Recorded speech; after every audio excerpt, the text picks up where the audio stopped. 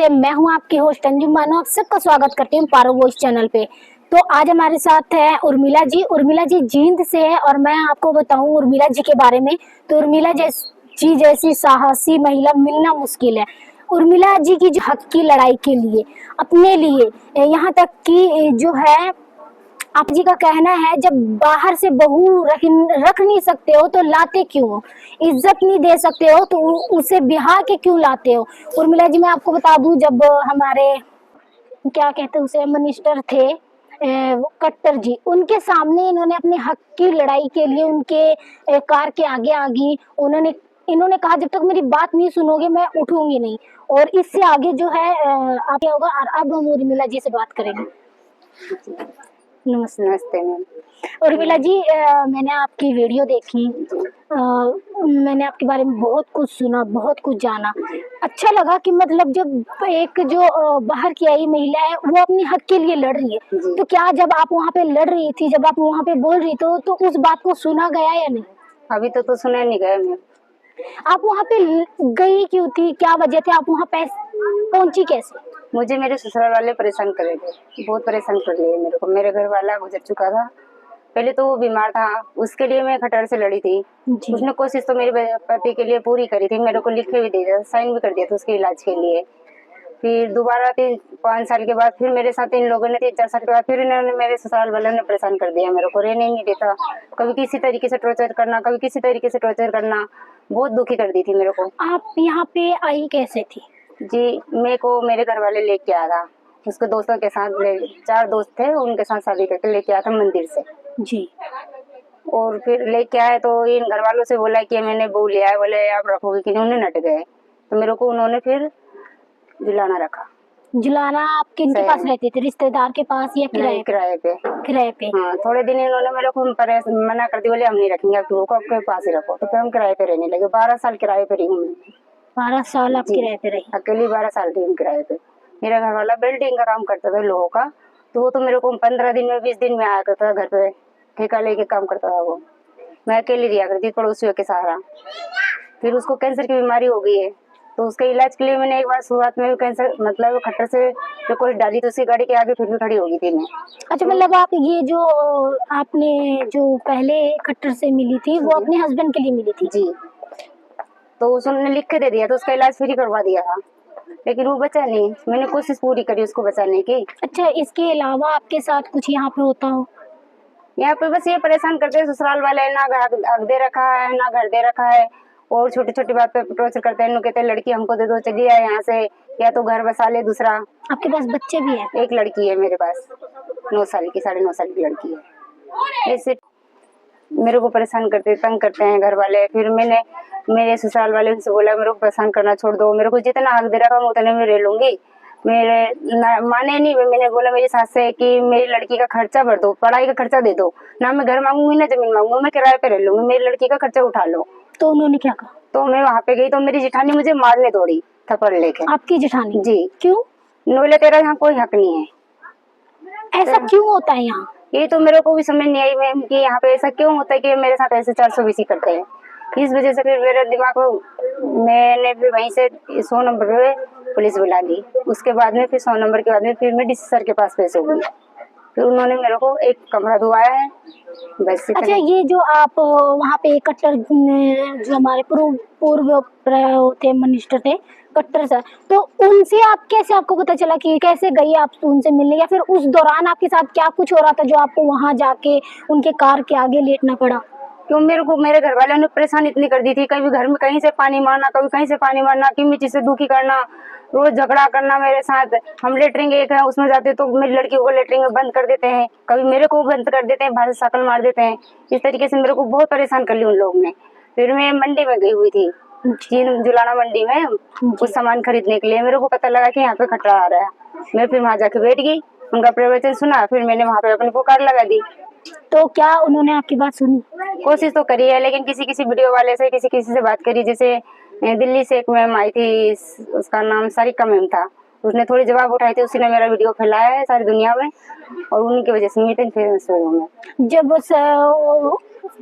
उन्होंने जब आपका इंटरव्यू किया तो क्या उससे आपको कुछ फायदा हुआ या नहीं? ना उसने जवाब तो मेरे को कुछ नहीं दिया, थोड़ा सा वीडियो बना के छोड़ दिया उन मैडम ने तो बस। मतलब अभी तक जो आपको हक मिलना चाहिए था, नहीं मिला, अभी हक नहीं मिला मेरे को पूरा। अब आपके साथ क्या हो रहा है? अभी वही प्रॉब्लम चल रही है, हक नहीं दे, उन्होंने पूरा हक नहीं दिया मुझे अभी तक भी। तो आप अपना घर कैसे चलाती हो? मैं दिहाड़ी मजदूरी करती हूँ। क्या आपके साथ साथ और भी ऐसी महिलाएं हैं जिनके बहुत साथ- सारी है, मेरे गांव पे 10-12 लेडीज सारी है, लेकिन वो जवाब उठाना नहीं चाहती है, क्यों नहीं उठाना चाहती? डरती है वो।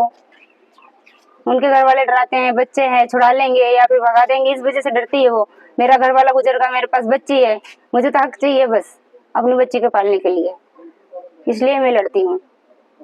तो अभी आप अपना घर कैसे, क्या अब भी वो तंग करते हैं आपके साथ? अभी भी करते हैं मेरे को तंग, किस तरीके से? हर परेशानी में जो भी उनका जी आता है, जैसे कोई कागज पत्र की जरूरत पड़ गई, किसी साइन लेना तो उनको मना कर देते हैं, किसको नहीं करना, सरपंच से भी मना कर देते हैं, लेकिन फिर मैं उनकी मानती नहीं, मैं आगे जाकर अपना करवा लेती हूँ काम, किसी सर से किसी से मिल के काम करवा लेती हूँ मैं। फिर भी वैसे दिक्कत तो बहुत आती है ना, मैं मिलने में परेशानी होती है, तो गांव से काम बनता तो वो भी फायदा होता है, लेकिन गांव वाले ने मेरे को कोई चीज मदद नहीं दी है, कभी किसी ने भी कभी भी नहीं दी, सरपंच वगैरह से? सरपंच ने भी नहीं दिया आज तक भी सर में। अभी परसों, अभी 5-10 दिन पहले मैंने सरपंच को बुलाया, मैं करें प्रॉब्लम होगी, तो सरपंच मेरे से क्या बोला, बोले 1 लाख में मकान इन्हीं को दे दे, मेरे जेठ जेठानी को, और बोले 1 लाख रुपए ले लो और अपना बाहर मकान बना दो। कि जब हम क्यों दे बनाया घर? मैं तो मैं चाहती हूँ कि तुझे 1 लाख रुपए में मकान दे दो, फिर मैं कहाँ रहूंगी, 1 लाख रुपए में मकान बनेगा? नहीं बनता ना। बिल्कुल। इस तरीके के सरपंच बात करते हैं यहाँ के। मतलब वो भी बाहर से आई महिलाओं के हक में नहीं है? नहीं है। अच्छा, इनके अलावा जो अगर हम बात करें कि इन महिलाओं को कैसी सुविधा देनी चाहिए, आपको क्या लगता है किस तरीके से हम इन महिलाओं की मदद कर सकते हैं? इन महिलाओं की मदद न करना चाहिए मैम, जैसे कि इनको कोई गलत बोले तो उस पर जवाब उठाना चाहिए, कोई गलत नजर से देखो तो उस पर जवाब उठाना चाहिए, बल्कि उसको हर तरीके से सुविधा चाहिए। तो और एक बात ये भी है, जैसे बाहर से लेडीज लेके आते हैं, बिल्कुल। वो गरीब है, कोई 200-400,000, 2-4-10,000, 10-20,000, 50,000 में बिक जाती है लड़की, ये गुलाम बना के रख लेते हैं। हैं जो नादान है ना उनका माँ बाप, वो बेचते हैं, जो समझदार है वो कभी नहीं अच्छा बेचते। उर्मिला जी, अगर किसी के माँ बाप ने ना बेचा हो, वो यहाँ पे बस एक शादी करके आई हो, एक अच्छी जिंदगी के लिए आई हो, तो वो किस तरीके से रहती? क्या वो भी ऐसे रहते हैं मैम, शादी तो कर लाते हैं, ब्याह तो कर लाते हैं, फिर वो हमारे साथ छुआछूत का मतलब जानते हैं कि ये बिहार की है, इसको किसी चीज का मतलब नहीं जानते हैं, चाहे वो कोई से देश हो, सारे बिहारन बोलते हैं इधर। अच्छा, यहाँ के जो लोग हैं वो जैसे कि रहते हैं, शादी ब्याह वगैरह में जाते हैं, उस तरीके से बाहर की महिलाओं को किस तरीके से देखा जाए, क्या बुलाया जाता है उन्हें?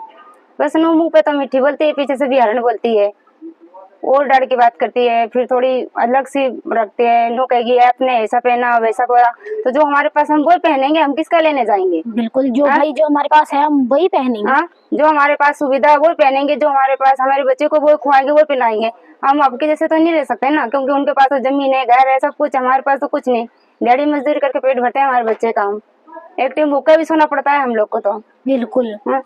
ऐसी ऐसी मुसीबत काट के मुश्किल से बच्चे को पाले। मैंने 2 साल की लड़की छोड़ के मरा इसके पिताजी, और किसी ने अब इसका उसका सहारा नहीं दिया, किसी ने भी सहारा नहीं दिया, ना गांव के ना किसी ने। एक मेरी दीदी थी, वो गुलकर्णी करके, वो दीदी क्या धर्म बहन है, मेरे घर वाला गुजरा था ना उस टाइम पे, वहाँ पे मेडिकल में मेरी दोस्ती हो गई थी, उसने मेरे को पूरा सहारा दिया, खाना खर्चा कपड़े लत्ते, मेरी गुड़िया के मेरे बिस्तर तक दिया, मेरे को सारा सहारा दिया, आटे पीस के भी उसने मेरे को यहाँ पे पहुंचाया। आज मैं उसका एहसान बंद हूँ।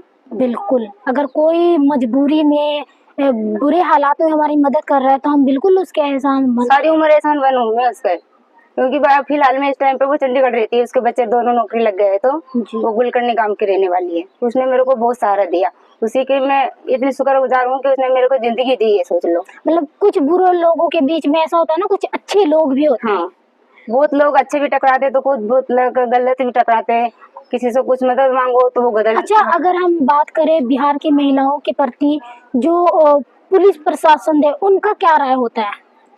क्या बताए मैम सर, वो किस तरीके से सपोर्ट करते हैं इन्हें?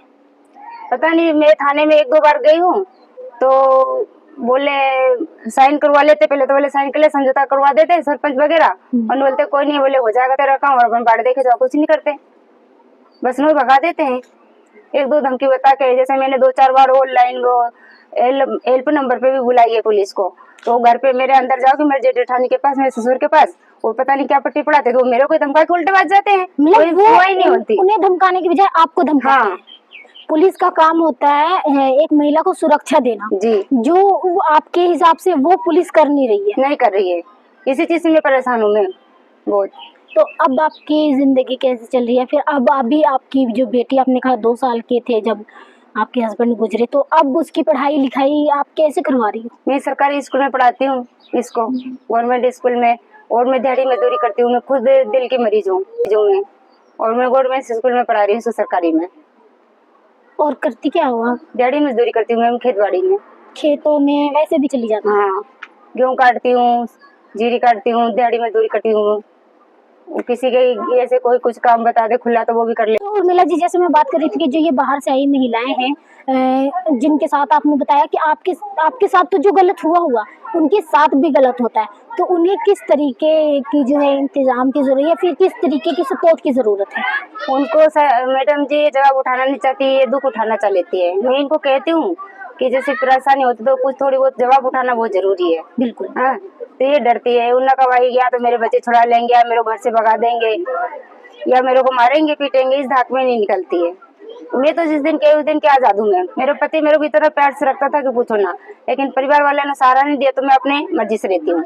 बिल्कुल, अगर कोई हाँ। सहारा ना बने तो खुद अपने सहारा में आप बन रही हूँ, अपने दम पे जी रही हूँ, अपने दम पे अपनी लड़की को पाल रही हूँ, अपने हौसले के साथ जी रही हूँ। दुख सुख में सब में मैं अपने आप हूँ। वैसे थोड़े बहुत सहारा मेरे को पड़ोसियों दे देते हैं, आड़ भीड़ में, बस इतना है। बाकी मेहनत अपने खुद की कमा के बच्ची को खा रही हूँ। बिल्कुल। तो ये थी उर्मिला जी की कहानी। ना जाने ऐसी कितनी उर्मिला होंगी जो अपनी आवाज तो उठाती है, पर उस आवाज को दबा दिया जाता है, उस आवाज को सुना नहीं जाता है, अनसुना कर दिया जाता है। जिस तरीके से उर्मिला जी ने बताया कि किस तरीके से इन्होंने अपने टाइम में दिक्कतें काटी, परेशानियां काटी, आज भी जो वो दौर है वो उर्मिला जी के साथ चल ही रहा है। पर ये जो कहते हैं ना कि इन्हें एक हौसला है कि ये आगे बढ़ रही है और आगे बढ़ेंगी। तो आज के लिए पारो वॉइस में इतना ही। हम फिर मिलेंगे ऐसी एक उर्मिला के साथ, ऐसी एक महिला के साथ, और तब तक के लिए मुझे दीजिए इजाजत। धन्यवाद।